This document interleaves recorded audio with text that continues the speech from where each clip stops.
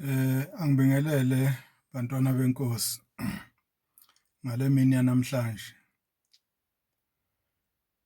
Ngithe angibuye futhi ke ngiqhubeke nalesi sihloko sami sobuNazaretha. Namhlanje ke bengifisa ukuphendula umbuzo othi kungabe ubuNazarethe nobuKristu kuyafana yini? Noma kungabe ubuNazarethe buqhubeka yini kobuKristu? Khona abantu abeke bebe naleyo mbuzo. Ngibona ukuthi shuthi mhlambe abayiqonde kahle into yobuNazaretha. Khona incwadi eseBhayibhelini, incwadi kaMalaki wesithathu evesini lesithupha nelesikhombisa. Uthi lapho uNkulunkulu umprofeti uMalaki,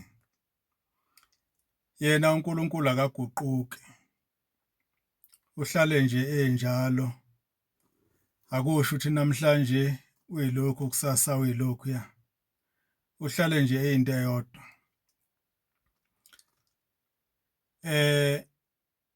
Ngifisa ke ukwenza le comparison noma lokhu kuqhathanisa noma le contrast mhlawumbe umehluko phakathi kobuNazarethe nobuKristu.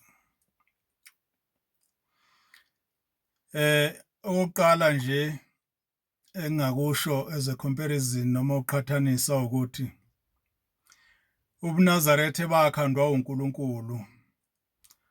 Akho madoda, akho muntu owahlala wacabanga ukuthi enze inkolo yobuNazaretha. Kodwa uNkulunkulu yena siqu owayethathele isinqumo sokuthi umntwana wakhe kufanele mezoba umNazaretha ebe umuntu onjani. Sengangachaza ke ngaphambilini. Kanti lapha enkolweni yobuKristu benziwa abantu, kwahlangana nje isikhulu esithile esiwumbusi othile oyenamandla embusweni wamaRoma, wesekhanda inkolo ngoba enyanya inkolo yamaJuda, ayibiza ngokuthi inkolo yamaJuda, kodwa efisa ukuthi engathi imigomo yakhona eminye yawo engayithwebula noma ayithumbe ayifakele enkolweni yobuRoma. Wabe sethatha akuthandayo ngapha ebuNazaretheni wakulumbanisa nenkolo yabamaRoma, kwase kuphuma ke inkolo entsha kwahamba ke yayisibizwa ngokuthi ubuKristu. Manje ke ngaleyo ndlela abufani ke ubuKristu nobuNazarethe, ngoba ubuNazarethe obukaNkulunkulu kanti ubuKristu bakhandwa ngabantu. Yilowo umehluko wokuqala okhona phakathi kobuKristu nobuNazaretha. Okwesibili, ubuNazarethe bukhonza uNkulunkulu yena yedwa. Ayikho enye into ekhona phakathi komuntu noNkulunkulu ngokwenkolo yobuNazaretha. uNkulunkulu sikhuluma ngobuNazaretha siqondisa kuye ngqo, asibudlulisi kwenye indawo. Ngamafuphi ubuNazarethe bukhonza uNkulunkulu God, uJehova. Kanti ngapha ebuKristwini kukhonzwa uJesu. uJesu wabe sengena endaweni kaNkulunkulu. Kangangokuthi angikholwa ukuthi ngesikhathi laba benkolo yamaRoma bekhanda ubuKristu babe bukhandela yena lo nkulunkulu onguJehova, lo nkulunkulu owakhanda ubuNazaretha. Cishe mabekhuluma ngoNkulunkulu bakhuluma ngomunye uNkulunkulu, hayi lo ongumdali wezulu nomhlaba. Ngoba lo mdali wezulu nomhlaba babembiza ngokuthi uNkulunkulu wabaJuda. ingakho bayenqaba inkolo yobuNazarethe bakhanda inkolo yabo beyisusela enkolweni yabo yobuRoma okwakuyinkolo ekhonza izithombe bafaka ubuNazaretha bafaka imikhuba eyayenziwa uJesu okuyiyona abayithathayo imikhuba abayiconvert not eyenziwa uJesu yayenziwa uMesiya wakwaJuda ngenxa yokuthi babengamfuni uMesiya wakwaJuda basebekhanda owabo uMesiya bamupha imisebenzi eyayenziwa uMesiya wakwaJuda basebethi yenziwa uMesiya wabo ababe sebemqamba igama bathi uJesu asinankinga ke negama lethu uJesu ngoba emehlweni omhlaba lisho uMesiya lo esimaziyo thina njengabantu abakholelwa enkolweni yobuNazaretha ukuthi wathunywa uNkulunkulu ukuzobuyisa ama-Israyeli noma uzobuyisa isizwe sikaNkulunkulu esibuyisela emthethweni kaNkulunkulu. So ke ingakho ngithi angikholwa ukuthi laba bakhanda inkolo yobuKristu uma bekhuluma ngoNkulunkulu bakhuluma ngaye lo nkulunkulu nathi esikhuluma ngaye okuwumdali wezulu nomhlaba ngoba izinto ezenziwayo khona azifani nezinto uNkulunkulu athi uyayifuna njoba ngithi uNkulunkulu wathi yena akaguquki kanjalo nalaba abafika nenkolo yobuKristu base bethi lapha encwadini yamaHebheru 13 mangapho lapha kuverse 8 bathi uJesu uye izolo namhlanje nakusasa awushutha akaguquki oshuthi ngamafuphi kwathatha uJesu wafakwa endaweni kaNkulunkulu ngoba uNkulunkulu uthe yena akaguquki umi njalo akushilo ukusho njalo kule ncwadi kaMalaki bengisho. So ke ingakho ngithi angikholwa kahle ukuthi uma bekhuluma ngoNkulunkulu bakhuluma ngaye lo nkulunkulu nathi sikhuluma ngaye okuwuNkulunkulu omdali wezulu nomhlaba okuwuNkulunkulu kaAbraham okuwuNkulunkulu kaJakobe okaIsaka noJakobe. Angikholwa ukuthi basuke bekhuluma ngaleyo nkulunkulu cishe bakhuluma ngomunye uNkulunkulu ngoba amaRoma amala lowo nkulunkulu azakhanda inkolo entsha ngenxa yokuthi abamfuni lowo nkulunkulu. So ke ingakho ngithi ke ubuNazaretha bukhonza uNkulunkulu ongumdali wezulu nomhlaba hayi enye into. Yebo uJesu beyamazi ubuNazaretha beyamrecognize njengomuntu wathunywa uNkulunkulu ukube ezobuyisa abantwana bakwaIsrayeli abasebelahlekile bephumile endleleni kaNkulunkulu ngenxa yakho yokuqumondelwa abezizwe ezobabuyisa babuyisele ekutheni ababuyele emthethweni kaNkulunkulu. Ilokho okunye okumehluko wesibili phakathi kobuKristu nobuNazaretha. Okwesithathu ubuNazaretha bukholelwa emithethweni kaNkulunkulu, God's commandments. Kanti ubuKristu bukholelwa ezimfundisweni zompostoli uPaul. Uma ngabe ulalela nje isikhathi esiningi abantu bobuKristu mabekhuluma beshumayela isikhathi esiningi bacaphuna ezincwadini zompostoli uPaul. Okubeni thina esikholelwa kubuNazaretha sinenkolo leyo yokuthi intshumayelo kampostoli Paul zabe seyiconvertwa noma zabe zi-adapthelwe enkolweni entsha leyakhandwa amaRoma ukuze kube ngathi ezayishunyelwa uJesu. Kanti umpostoli Paul wayengumNazaretha. Umpostoli Paul wayegcina imiyalelo yobuNazaretha. Umpostoli Paul wayegcina imithetho kaNkulunkulu. Kodwa mase bem-adapta bam-emphasize njengokuthi ungumuntu owayephikisana nemiyalo kaNkulunkulu esekhanda imiyalo emisha yobuKristu. So ke ngaleyo ndlela ubuKristu bukhonza kakhulu ezincwadini ezabhalwa umpostoli Paul. Yebo nezabanye abaprofeti nantu abaprofeti abapostoli lezi ababehamba noJesu bayicaphuna nje kodwa azile igugu njengezincwadi zompostoli Paul.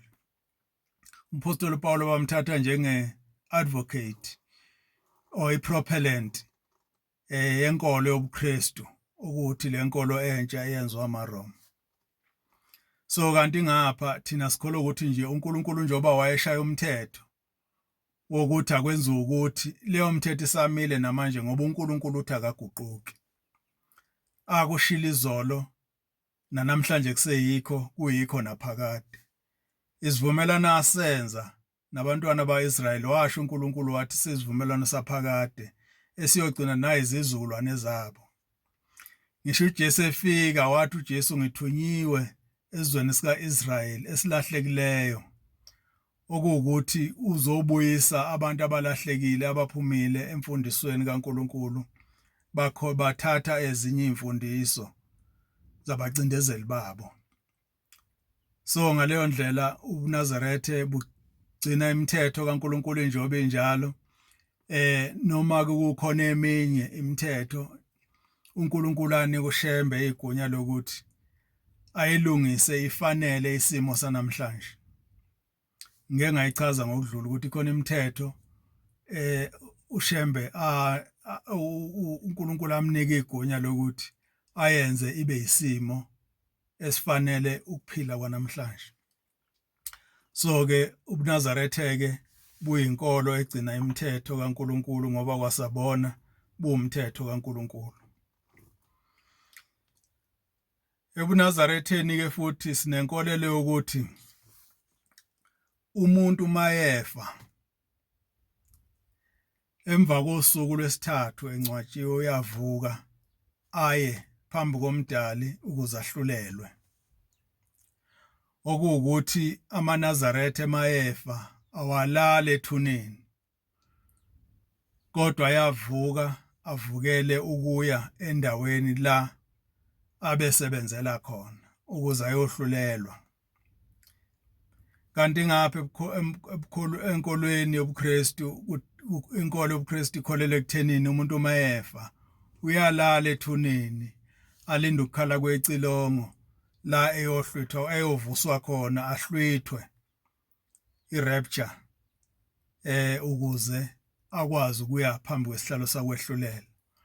Thina sikholelwa ke ukuthi abuNazaretha bukholelwe ukutheni njengamanje abantu asebafa sebahlulelwa balahlwa balahlwayo baya eparadise abaya eparadise. Ingakho phambilini kwakade kunezipoki ngoba isipoki umuntu owayekade ehlupha emhlabeni. Ke kwenzeke nje ukuthi umuntu esafa uthula usumbona nje. Umbone ngathi ubona inyama yakhe. Lowo muntu lowo usuke aliwe ezulwini wabuyiswa letho emhlabeni. Kuphathi ukuthi ubuyiswa njengomuntu olahliweyo noma ubuyiswa njengomuntu ozofuna intethelelo noma ozofuna ukulungiselwa okuthile okuyikhona ukumvimbela ukuthi angangeni embusweni wezulu. So ke uma ngabe kuuthi abantu bayalala ethuneni izinto ezinjenganaleza ukwazi ukuyibona. Awukwazi ukubona umuntu ofile umbone ngathi uyaphila uma ngabe kuukuthi kunjalo. Yebo mhlambe ebuKristweni kuye kuthiwe lokho mhlambe usukubona idimoni liphendula lizenza umuntu wake. Cha, ngikhuluma ngomphupha. Ngikhuluma ngokumbona ngosi. Noma ubone ulokhuzana isipoki nje lapha silanguka sithi langulanga umlilo. Labo abantu esuke sebehlulelwe balahlwa ngenxa yemisebenzi yabo. So ke thina sikholelwa ukuthi nje umuntu mayefa uma yasemngcwaba eshona phansi ngosuku lwesithathu uyavuka aqale indlela eya ekwehlulelweni. So yilokho esikholelwa thina sikholelwa ukuthi kuyoba khona ilanga elithize la kushona kuyovuka khona abafileyo benzeni. uShembe wasifundisa ukuthi abafile njengamanje bavukile emathuneni sibabonile bangenile emzini oyingcwele. Wakubhala esihlabelweni sika 148 tibamenyeziwe emathuneni bavukile sibabonile bangenile emzini oyingcwele. So ke ilokho amaNazaretha akholelwa yikhona ukuthi ke kuwumehluko phakathi kwenkolo yobuNazaretha nenkolo yobuKristu.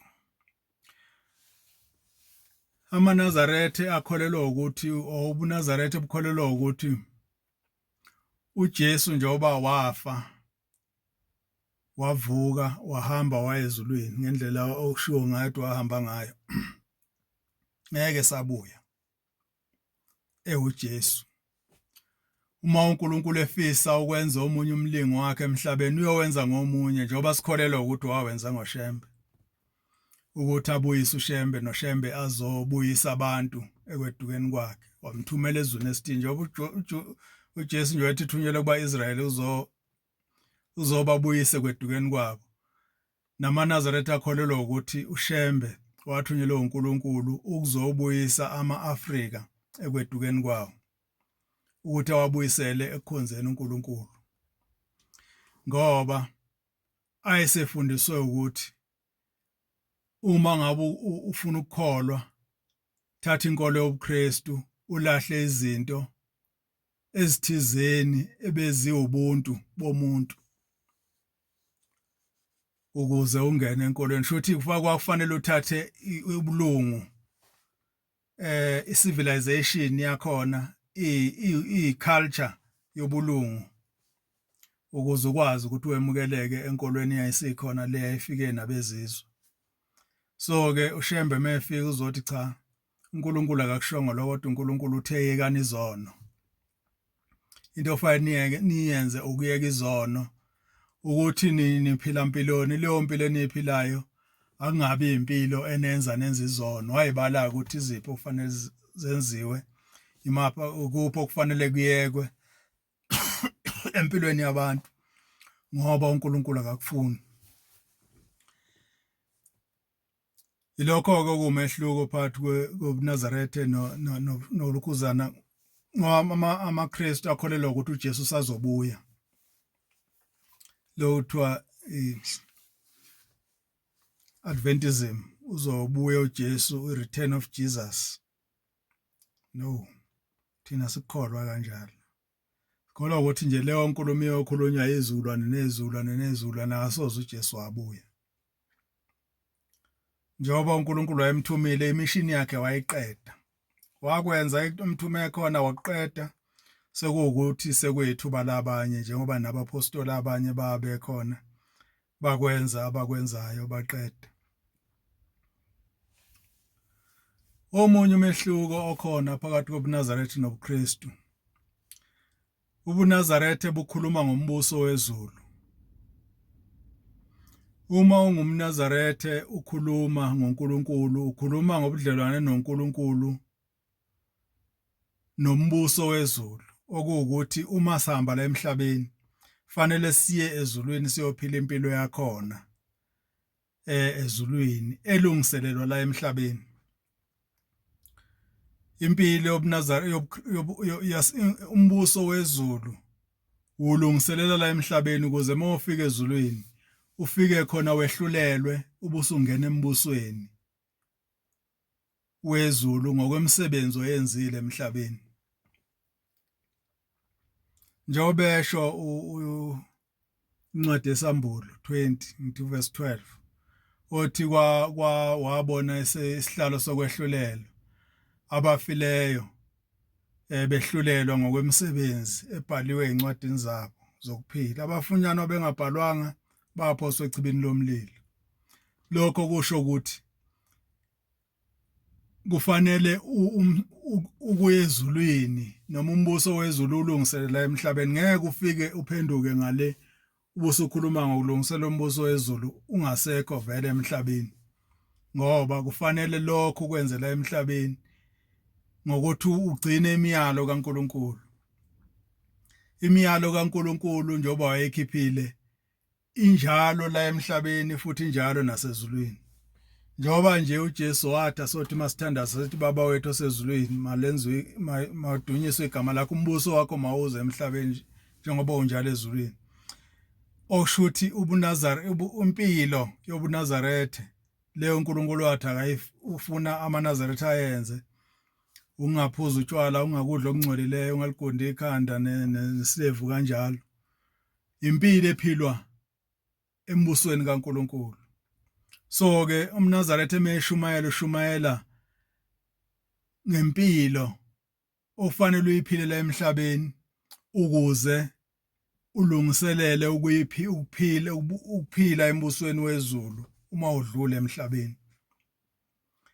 Kanti manje la eBukristwini into emphasizwa kakhulu lokho kuthiwa prosperity, okuwukuthi impumelelo noma umbuso wala emhlabeni, ukuthi kufanele uphumelele la emhlabeni, ubuse la emhlabeni. Kodwa kungashiwo ukuthi ukuze uNkulunkulu ekwenzele lezi zinto ezishiwoyo yini okufanele ubuyenzele uNkulunkulu. Ngeke ngilinganise nje makuthiwa udeka itafula phambi kwethu zami. Thina eBnazaretheni sazi ukuthi uNkulunkulu uyedeka itafula phambi kwethu zomntwana wakhe ogcina imiyalo yakhe, ophila impilo yobuNazarethe, ebese uNkulunkulu emvikela ezitheni zakhe ngokuthi adeke itafula phambi kwethu zakhe, njengoba wayenza kuDavide. uDavide umntwana kaNkulunkulu, egcina imiyalo kaNkulunkulu, enza zonke izinto uNkulunkulu ayifunayo esekhwapheni likaNkulunkulu. uNkulunkulu wamvikela ezitheni zakhe, wadeka itafula phambi kwethu zakhe. Siyakhumbula ukuthi wagcotshwa phambi kwabafowabo ababengamfuni, babe izitha kuyena, bengamfuni. Kodwa uNkulunkulu wenzani? Wamgcoba phambi kwabo. Osho ukuthi udeka itafula phambi kwakhe ngoba engumntwana wakhe, egcina imiyalo yakhe. Manje kanti ngapha kwiprosperity kuthiwa uma kuthiwa udeka itafula phambi kwethu zami, kuthiwa bayeke bakuhlukumeze, kodwa uNkulunkulu uzokuphumelelisa phambi kwabo, bazobona impumelelo yakho. Kodwa kungashiwo ukuthi leyo mpumelelo uzoyithola ngokuthi wenze ini, bese kuthiwa ke imisebenzi akuyona esindisayo, kodwa ukuvuma uJesu, wemukela uJesu. No, uNkulunkulu akakushongo lokho. uNkulunkulu wathi incwadini kaDuteronomy 28, abantu abaphula isivumelwano sakhe uyobanika iziqalekiso lezi esizibona zenzeka manje, ezinye zazo kuyizo lezi kusuke kuthiwa bayeke bazenze, kodwa uNkulunkulu uzodeka itafula phambi kwethu zakho. Kodwa lapha encwadini kushiwo ukuthi uma ngabe wenze lokho uNkulunkulu uzokunika iziqalekiso, futhi uma wenza lokhu ugcina imiyalo yakhe kanje kanje, uzokunika izibusiso, uyogcwalisa iqoma lakhe ekungeneni nasekuphumeni. So-ke siyacazelwa ukuthi uthola izibusiso zikaNkulunkulu ngokuthi ugcine imiyalo yakhe, hayi ngokuthi ukhethe uJesu njengomsindisi wakho, kodwa ungenzi lutho.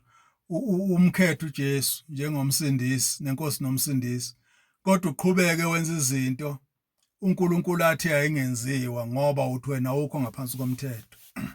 uNkulunkulu ukufuna abangaphansi komthetho ukuze adeke itafula phambi kwethu zakhe. Adeke itafula phambi kwethu zakho ngoba ugcina imiyalo yakhe uNkulunkulu. So ngaleyo ndlela ubuNazarethe nobuKristu abufani, kodwa bukhona lapho hambe khona buhlangane. Ngoba uma ngabe nikhuluma ngobungcwele noma nikhuluma ngokusindiswa, thina nje masikhuluma ngokusindiswa njengamaNazarethe, asikhulumi ngokusindiswa kokuthi kuthiwa emukela uJesu njengenkosi nomsindisi. No, ebese uyeka ukudla ukuhlabela izinto ezithize.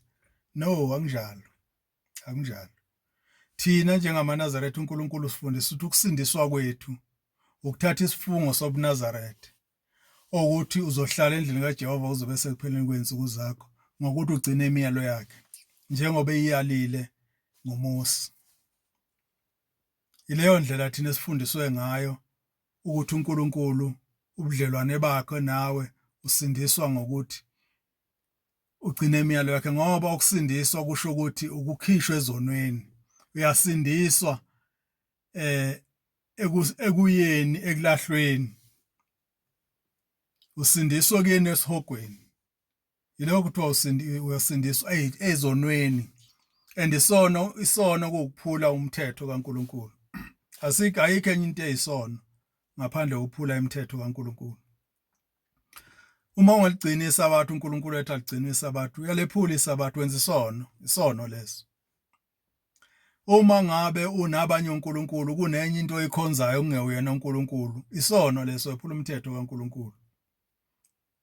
Noma ngabe ukhonza uJesu, noma ngabe ukhonza uShembe, ungasamkhonzi uNkulunkulu, isono leso, ngoba shuthi lo Jesu noma lo Shembe usumbeka endaweni kaNkulunkulu. Usuwephuca uNkulunkulu amandla akhe, wanika isithunywa sakhe. Isono leso, shuthi wena usunabanye uNkulunkulu.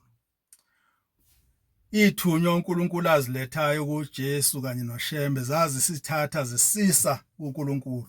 Ingakho uShembe esihlabelelweni sakhe somthandazo wesaba ethi mesabeni uJehova nigcine imiyalo yakhe njengalokho eyilobile ngenceku yakhe uMose. Okushuthi usithumela kuNkulunkulu ukuthi asigcine imithetho kaNkulunkulu, hayi yakhe. Yebo yena khona irefayinile, kodwa lokhu irefayina kwakhe kwakuyi-instruction kaNkulunkulu ukuthi uNkulunkulu uthi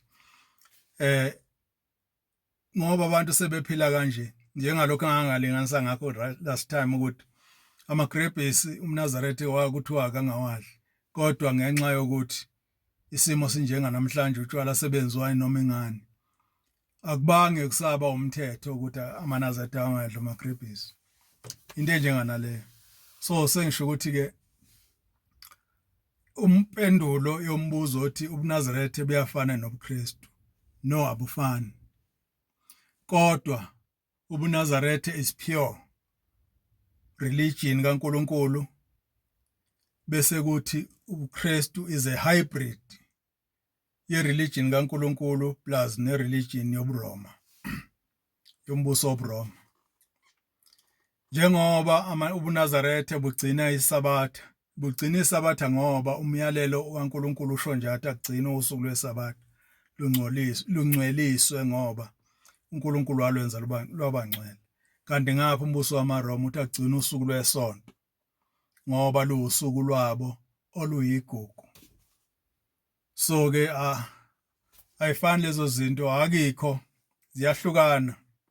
Ingakho ngithi mhlambe zicishe kube ziya kuNkulunkulu abangefani, ziya kuNkulunkulu abehlukene, ngoba uNkulunkulu uthi yena uNkulunkulu ongaguquki. So manje mawusuguquka oshuthi ngamafuphi usuwenza lento yayenziwa yilaba ayethi uNkulunkulu bayamgcweleza kule ncwadi bengisho kaMalaki, bayamgcweleza, bathatha izinto zakhe, baphuma bamephuca izinto zakhe ayimisileyo, bese bezenzela into zabo angazange ayimisa. So-ke bengithi-ke mhlambe ake ngilokhuze kulokho kwamanje, next time kwiphathi elandelayo sengizobheka ubudlelwane phakathi kobuNazaretha namasiko abantu, ngoba nakhona kunayo indida ethi ubuNazaretha buyinkolo yesintu noma buyinkolo yamasiko. So nalokho sokubheka sikubheke ukuthi kuhamba kufikaphi. Inkosi nibusise.